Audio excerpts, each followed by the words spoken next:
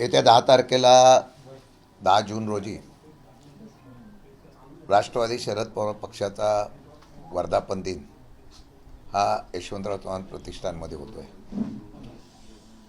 सध्याच्या राजकीय परिस्थितीमध्ये आदरणीय पवारसाहेबांच्या नेतृत्वाखाली हा पक्ष एकदा नव्या जोमाने 2029च्या असलेल्या येणाऱ्या काळामध्ये परत एकदा महाराष्ट्रामध्ये मोठ्या उमेदीने आणि जोमाने उभा करून या ठिकाणी पुढे नेण्याचा संकल्प त्या दिवशी होईल. संघर्ष आणि संघर्षातून सत्ता या माध्यमातून पुढे काम करण्याची भूमिका आम्ही घेतो आहे. गेल्या काही दिवसापासून आम्ही बघितलं असेल, महाराष्ट्रातल्या जनतेच्या अनेक विविध प्रश्नाच्या संदर्भामध्ये या महाराष्ट्रामध्ये मोठ्या प्रमाणात आम्ही आंदोलनं सुरू केली.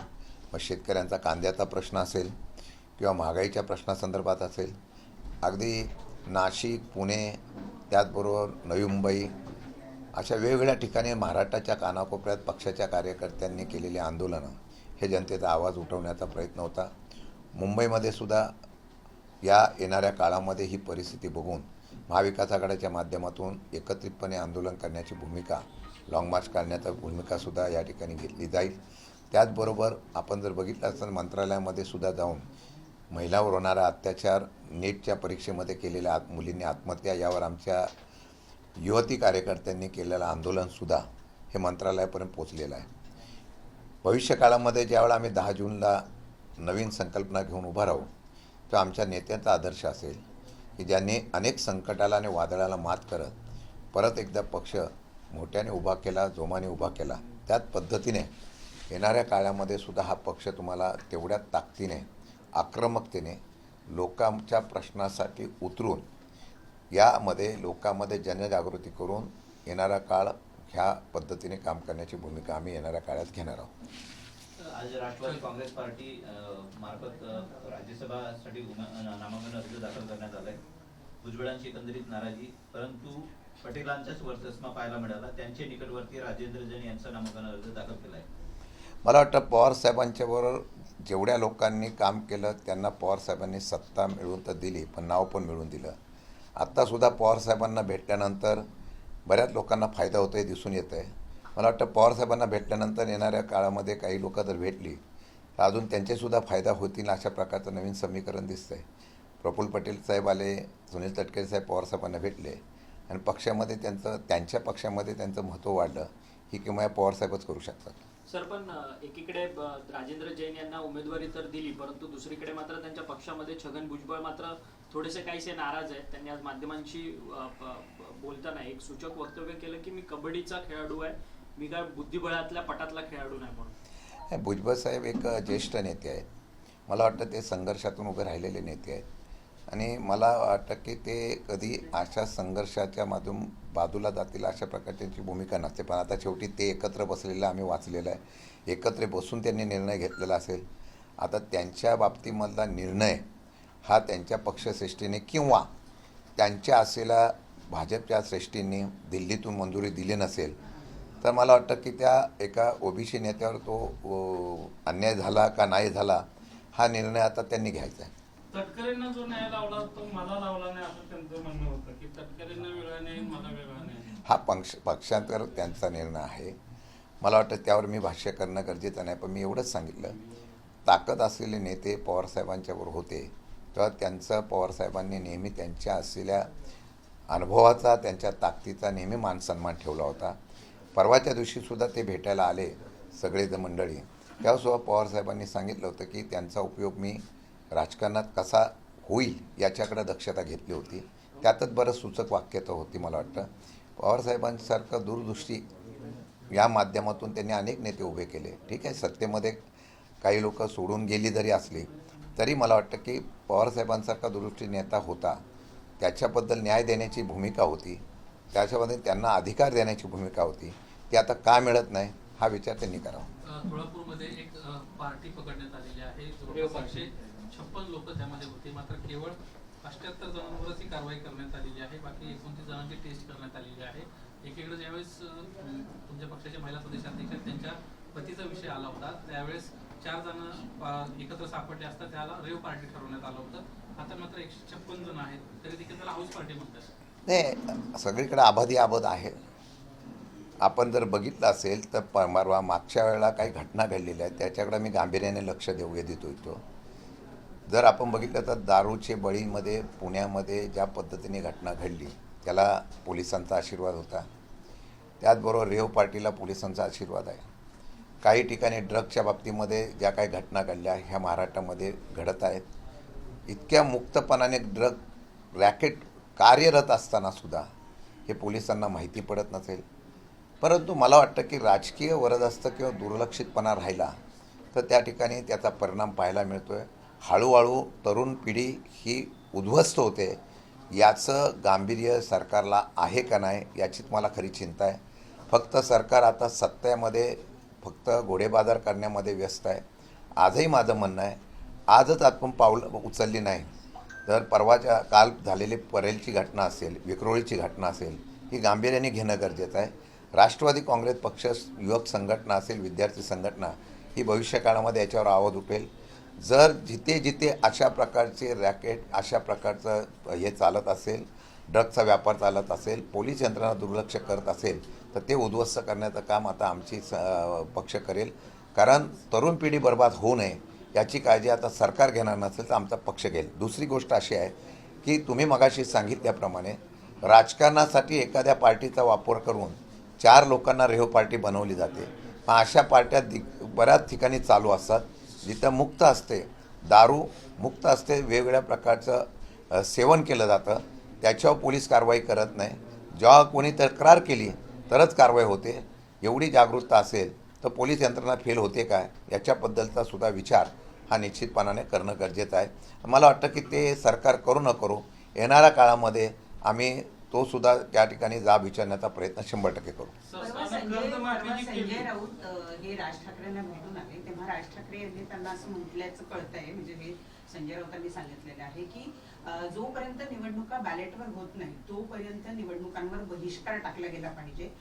ज्याला संजय राऊत यांनी सुद्धा होकार दिला असल्याचं कळत आहे की तर यावर राष्ट्रवादी पक्षाची भूमिका काय? राष्ट्रवादी शरदचंद्र पवार मागच्या वेळेला ही भूमिका राज ठाकरे साहेबांनी महाविकास आघाडीच्या बैठकीमध्ये महानगरपालिकेच्या वेळेला मांडली होती. वस्तुस्थिती सत्य आहे.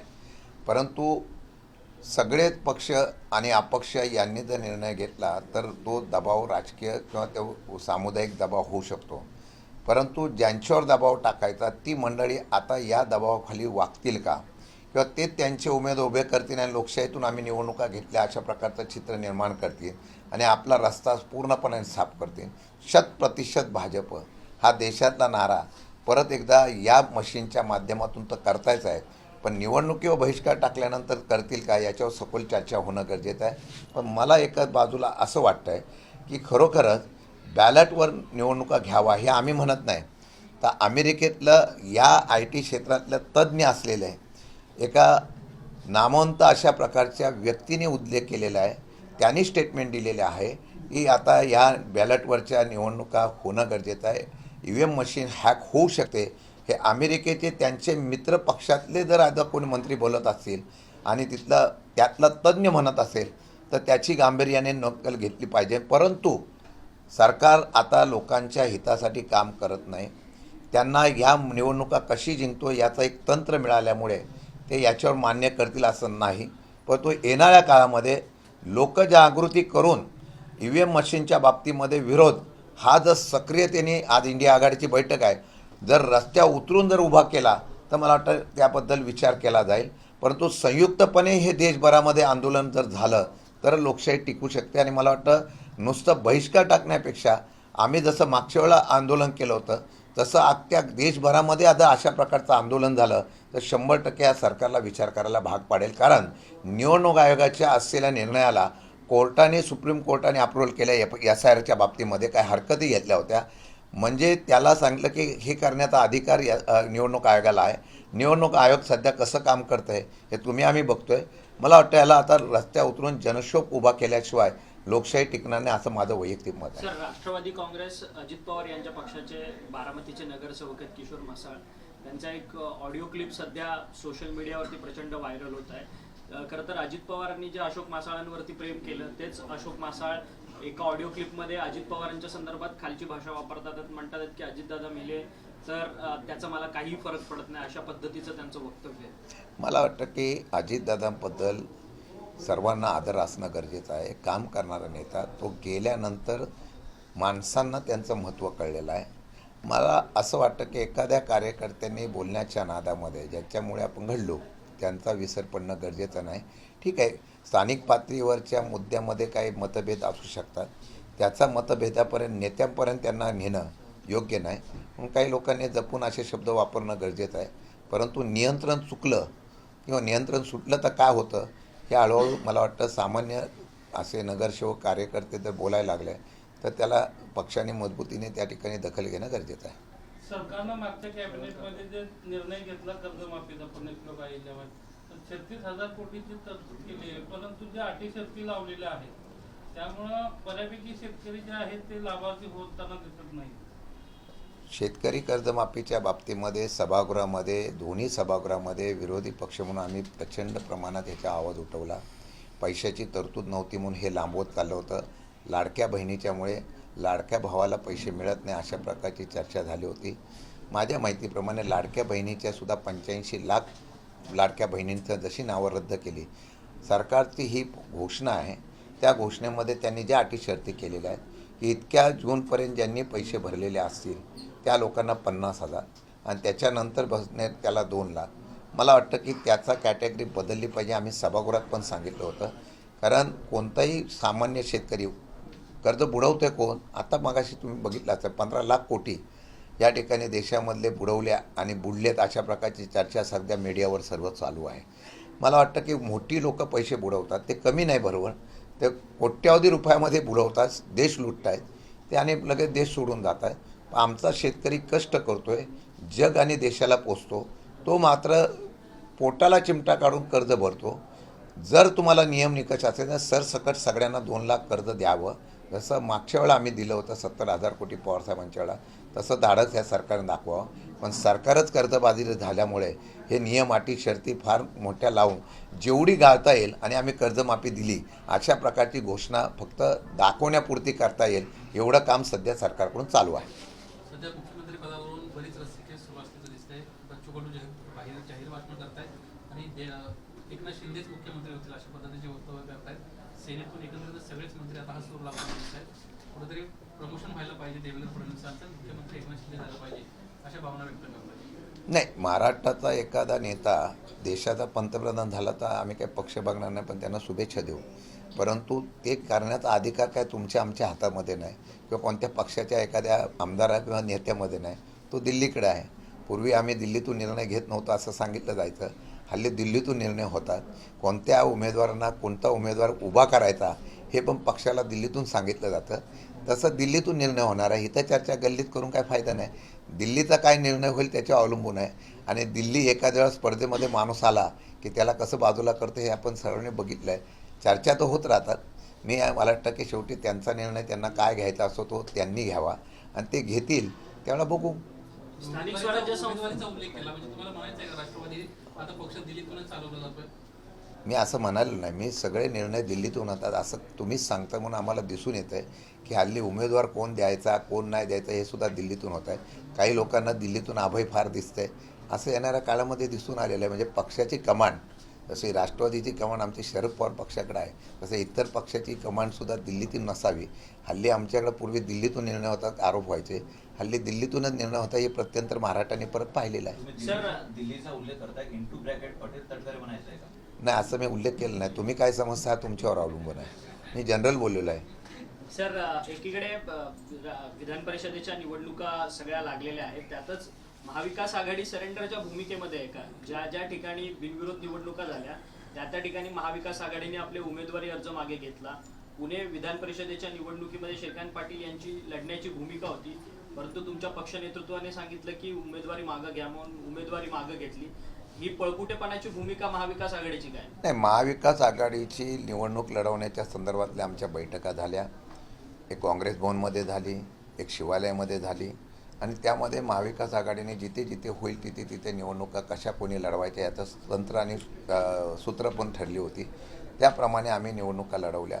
या निवडणुका लढवत असताना ज्या ठिकाणी पुण्याचा तुम्ही उल्लेख केला पुण्याच्या बाबतीमध्ये स्वतः मी आणि सुप्रियाताई वगैरे होतो.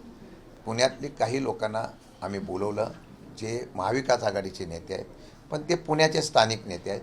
त्यांच्यावर चर्चा करताना असं दिसून आलं की आकडेवारीची तफावत फार मोठी आहे आणि या तफावतीमध्ये आपण निवडून येऊ शकत नाही अशी प्राथमिक चर्चा झाली. त्यावेळेला 2 वाजता तो निर्णय आम्ही घेतला, 2च्या दरम्यान. पण तुम्ही जर बघितलं असं, एका बाजूला आपण ज्यावेळेला हे म्हणतो त्यावेळेला सध्याच्या सट्टे बाजारामध्ये बघितलं की प्रचंड प्रमाणामध्ये पैसे खरेदी करून देऊन लोक विकत घेण्याच्या बाबतीत मला निर्णय घेतला जातो. तुम्हाला खोटं सांगत नाही, काही लोक आम्हाला बोलतात की निवडणूक लावा त्याशिवाय आमचा फायदा होणार नाही. अशा प्रकारची चर्चा जेव्हा येते तेव्हा लोकशाहीचा अर्थ नव्हते. मला वाटतं की त्या सर्व गोष्टीचा विचार करता तुम्ही दुसऱ्या बाजूला जर मतं फुटली, परत तुमची ब्रेकिंग न्यूज सुरू होणार. निवडणुकीचा निकाल लागला, पण महाविकास आघाडीची एवढी मतं होती, एवढी मतं फुटली, अशा प्रकारची सुद्धा चर्चा होते.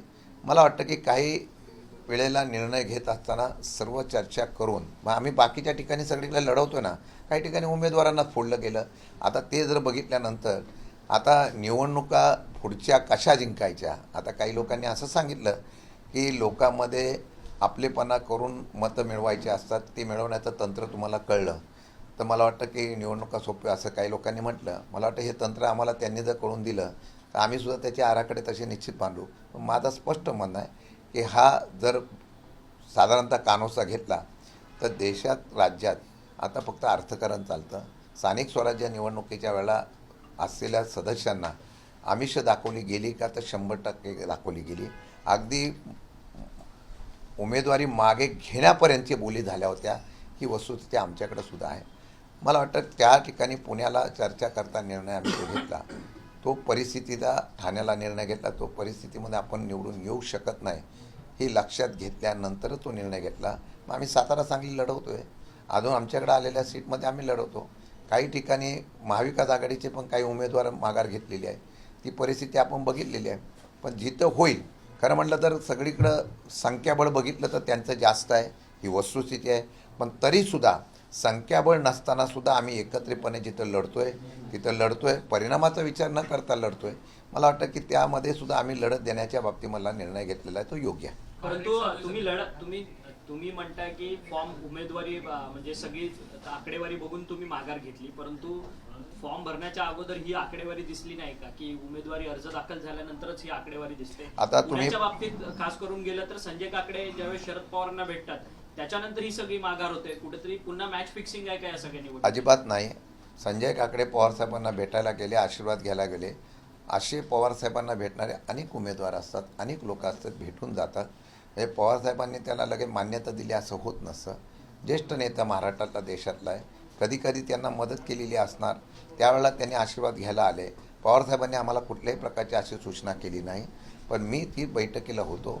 त्या बैठकीमध्ये काँग्रेसचे, त्यानंतर स्थानिक सगळे नेते आणि अशी बैठक आमची झाली. त्या बैठकीमध्ये सुप्रियाताई म्हणले, वस्तुस्थिती आहे की सगळ्यांनी त्या लढवताना असमर्थता दाखवली आणि म्हणून तिथला निर्णय घेतला गेला. हा अपवाद सोडला, बाकी कुठेही अशा प्रकारची तडजोड झालेली नाही. आर्थिक व्यवहाराच्या बाबतीमध्ये तुम्ही सांगितलेली गोष्ट चुकीची आहे. मला वाटतं की दोन्ही अँगलने आपण जर बघितलं तर त्या ठिकाणी राजकारणातल्या काही गणिते असतात, समीकरणं असतात, याचा विचार करून सुद्धा काही ठिकाणी निर्णय घेतले जातात. मला वाटतं की त्याचा काही वेगळा अर्थ काढण्याच्या बाबतीमधली भूमिका घेणं योग्य नाही. काय रेट चालू आहे सध्या? काय कानामध्ये हां, काय रेट सुरू आहे?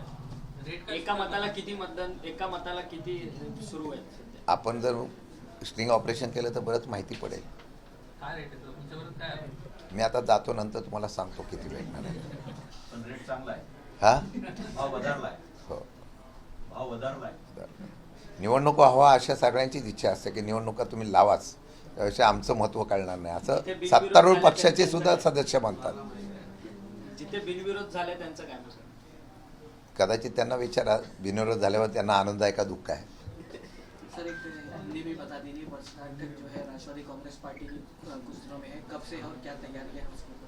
10 तारीख को वर्धापन दिन हमारा यशवंतराव चौहान प्रतिष्ठान में हो रहा है. बहुत आने वाले 2029 में हम लोग आदरणीय पवार साहब के नेतृत्व में आगे जाने का कोशिश कर रहे हैं और पार्टी को महाराष्ट्र में एक अपोजिशन पार्टी करके खड़ा करने की कोशिश करेंगे. लोगों को बहुत नाराज़गी है। लोगों के मन में एक आपने देखा होगा कि बहुत लोग उनके ऊपर गुस्सा करके है, खाली उसको बढ़ाने का काम, उनको लोगों का ध्यान बटाने का काम वो लोग कर रहे हैं। उसको हम लोग लोगों को इकट्ठा करके कैसे सरकार गलत डिसीजन लेती है, राष्ट्रीय धोरण परराष्ट्रीय धोरण अगर हम लोग गलत तरीके से लेते हैं। कांग्रेस के राजवट में भी आपने देखा होगा, मनमोहन सिंह थे, नरसिंह राव थे, और उन्होंने प्रसिद्धि कम की लेकिन उन्होंने काम करके दिखाया। आज की जो हालत थी उस वक्त मनमोहन सिंह प्रथम पंतप्रधान थे, तभी वो वही हालत थी, लेकिन उन्होंने जनता को कभी उसमें दिखलाया। मुझे आज आश्चर्य लगता है कि आज दिखाते हैं। आज पहली बार मैंने देखा है कि पूरे दुनिया में कितना गैस का कितना रेट कितना है और महाराष्ट्र में देश में कितना रेट है। सरकार ये बताने की कोशिश क्यों कर रही है, मुझे बता नहीं रहे। अगर इतना ही है तो उनके ऊपर जो अभी सरचार्ज है, जीएसटी है, बाकी सब है, वो चार्ज अगर कम करेंगे तो इससे भी सस्ता मिलेगी। लेकिन ऐसा है कि जहाँ से ज़्यादा पैसा सरकार के तिजोरी में आता है उसको छोड़ने की सरकार कोशिश नहीं कर रही। लेकिन आज ही सरकार को ये बताने की नौबत क्यों आ गई कि बाहर के दूसरे देशों में इससे भी ज़्यादा महंगाई है। मेरे ख्याल से अगर हम लोग किसी के अंडर काम करने के बजाय स्वतंत्र के तरीके से हम लोग डिसीजन ले गए तो इससे में भी महंगाई कम हो सकती है। लेकिन दुर्भाग्य है आज हम लोग जिस तरीके से फेस कर रहे हैं, पवार साहब ने कल बताया कि थोड़ा थोड़ा झटका देके कर रहे हैं। हमने पहले बताया था उस दिन कि 20 रुपये के ऊपर पेट्रोल डीजल की महंगाई होगी और पेट्रोल डीजल के बाद सिलेंडर के भाव भी बढ़ेंगे। आज वही हालत है। हम लोग खाली राह देख रहे हैं कि युद्ध विराम हो। मेरे ख्याल से अभी वो युद्ध विराम होने की बात नहीं होगी। आज मैंने देखा है कि 20 लाख डॉलर कुछ टोल लगाने की कोशिश इन्होंने ईरान ने की है, उसके ऊपर बहस होगी। लेकिन आज जिस वजह से आम आदमी महंगाई और इसमें गुजर रहा है, करप्शन में गुजर रहा है, आज अगर लोग जनता युवा वर्ग अगर रास्ते पे उतरते हैं, केंद्रीय मंत्री की मांग करते हैं रिजाइन की, वो जिम्मेदारी नहीं लेते हैं। आज मुझे बताइए देश में और राज्य में कौन से मंत्री ने भ्रष्टाचार किया उसका रिजाइन लिया? हमारे राज्य में ज़रा थोड़ा सा होता था तो उसका रिजाइन लिया जाता था। आज वो नहीं हो रहा है कि उनको प्रोटेक्ट किया जाता है। सब खाओ बांट के खाओ, ऐसा धोरण लेके वो चल रहे हैं। इंडिया गठबंधन की आज मीटिंग है, उसमें बहुत सारे जो अलायंस पार्टनर थे वो वहाँ पर पहुँच नहीं पा रहे बैठक में। उसे लेकर किस तरीके से दिखते हैं? वीडियो कॉन्फ्रेंसिंग के जरिए खुद उद्धव ठाकरे वहाँ पर शामिल होंगे, क्या? मुझे इसका पता नहीं, लेकिन उस दिन मुझे सुप्रिया ताई ने बताया था कि पवार साहब और सुप्रिया ताई को उन्होंने इनवाइट किया। इंडिया अलायंस की जो मीटिंग है उसमें आगे की रणनीति की तय करने के लिए उन्होंने बुलाया।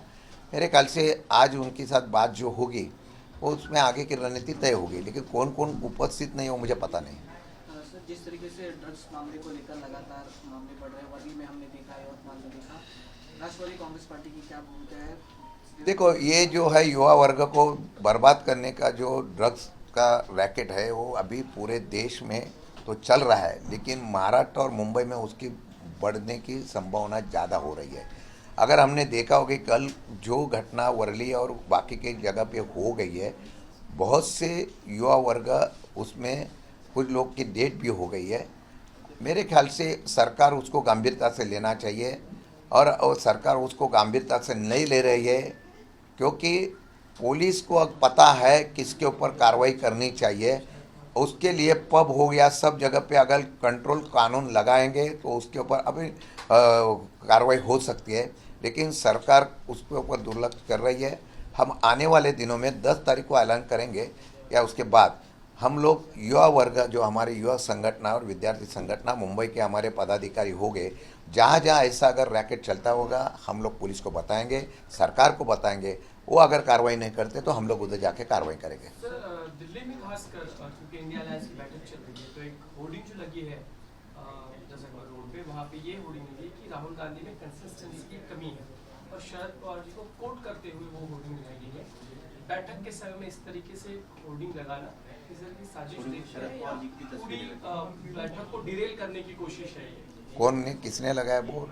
किसी विपक्षी दल ने आपके लगाया होगा ये होर्डिंग दिल्ली में, कंसिस्टेंसी की कमी है राहुल गांधी में, ऐसा शरद पवार ने कभी कहा था, उनको कोट करते हुए होर्डिंग। मेरे ख्याल से देखो पवार साहब ने जब भी देश के पंतप्रधान और कुछ नेता ने और मुख्यमंत्री ने राज्य के जब भी राहुल गांधी पर टिप्पणी की तभी पवार साहब ने बोला था कि राहुल गांधी में कितनी मैच्योरिटी है। यही राहुल गांधी है, उन्होंने आज जो परिस्थिति निर्माण होने वाली है वो 1-2 महीना पहले बताई थी कि जिस तरह से देश चल रहा है उसमें आने वाले संकट में कोरोना से भी भयंकर परिस्थिति होगी। और वो अगर मैच्योर नहीं है, इनमैच्योर्ड है, मुझे बताना नहीं चाहिए, लेकिन आपने देखा होगा दोनों लोगों ने क्यूबा डाइविंग किया था। इसमें किसमें मैच्योरिटी किसमें मैं बता नहीं सकता, लेकिन मेरे ख्याल से विपक्ष में कोई नेता अगर उसका लीडिंग करता है, उसको पहले से अगर हम लोग उसको डैमेज करने के लिए अगर कोई इस्तेमाल करता है तो मेरे ख्याल से गलत है। विपक्ष का नेता विपक्ष को ट्राई करने दो। अगर विपक्ष का नेता कोई भी होगा उसको दबाने के लिए राजनीति करना वो गलत है। मेरे ख्याल से राहुल गांधी आज देश के लोगों में एक विश्वास पात्र नेतृत्व करने की बात करते हैं। पवार साहब का मार्गदर्शन, और पवार साहब तो ज्येष्ठ नेता है, उनको देश के और राज्य, हमारे महाराष्ट्र का दुर्दैव है कि पवार साहब के जैसे नेता को पंतप्रधान बनने के लिए मौका नहीं मिला। मैं तो बहुत आगे जाता था, चलो, लेकिन उनके मार्गदर्शन में इंडिया आघाड़ी जो है वो अच्छी तरीके से चलेगी। जो दूसरा सवाल है मुंबई से जुड़ा हुआ, खासकर बीएमसी ने 248 करोड़ रुपए खर्च किए ब्रिज पे गोरेगांव में, उसका उद्घाटन शनिवार को हुआ, लेकिन उसकी सरफेसिंग सही नहीं है, उबड़ खाबड़ है। 248 करोड़ खर्च करने की बात ये हालत है बीएमसी के ब्रिज। ये मैंने भी पेपर में आज न्यूज़पेपर में पढ़ा है कि गोरेगांव का मेरे ख्याल से जो उद्घाटन है उसमें काम निकृष्ट दर्जे का हुआ है। उसके बारे में हमने भी पढ़ा है, हम उसके इंक्वायरी की मांग तो करेंगे, लेकिन कहाँ पे काम अच्छा हो रहा है। आज मैं पहले से हम लोग कह रहे थे कि पहले उसमें आज 11.5 लाख करोड़ का लोन जो है पूरे राज्य में, जहाँ पे फिक्स डिपॉजिट था वो भी टूट गया है। कारपोरेशन में, मुंबई कारपोरेशन हो, अलग अलग तरीके जो नई मुंबई हो, सिडको हो, सब जगह के फिक्स डिपॉजिट टूट रहे हैं। यानी काम करने के लिए देते हैं, जिस काम का वैल्यूएशन कम होने के बाद के उसके ऊपर तिगना प्रोजेक्ट बनाते हैं, वही पैसा बाहर निकाल के उसको राजनीति में यूज़ करते हैं। ये स्थिति पूरे महाराष्ट्र में, देश में है। मेरे ख्याल से फिर कॉन्ट्रैक्टर काम क्या करेगा, वो अगर बंटवारा ऐसा होता है मुझे मालूम नहीं, लेकिन अगर उसमें काम निकृष्ट किया है तो उसके ऊपर कार्रवाई होनी चाहिए। अगर नहीं हुआ तो हमारे अध्यक्ष वगैरह उसके ऊपर आवाज़ उठाएंगे।